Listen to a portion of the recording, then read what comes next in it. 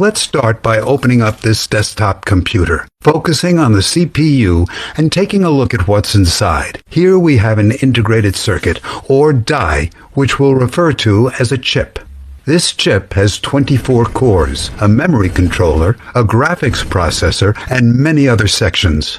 Within one of the cores, we can see its block diagram and the various elements. Zooming in on this multiply block, we find a layout of 44,000 transistors that physically execute 32-bit multiplication and constitute just 0.00017% of the overall 26 billion transistors in the CPU.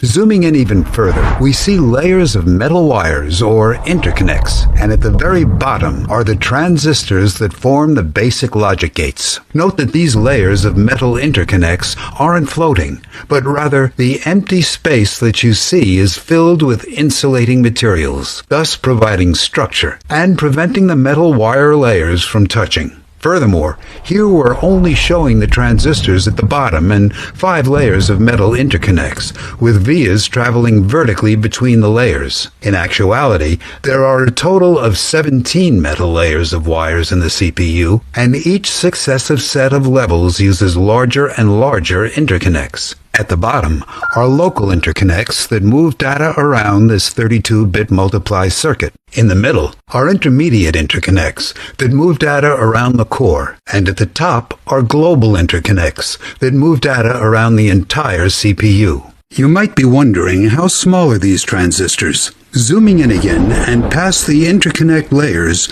we find FinFETs, which are transistors whose channel dimensions are 36 by 6 by 52 nanometers, with a transistor-to-transistor pitch of 57 nanometers. Clearly, the transistors are incredibly small. Here's a mitochondria, a dust particle, and a human hair for size comparisons.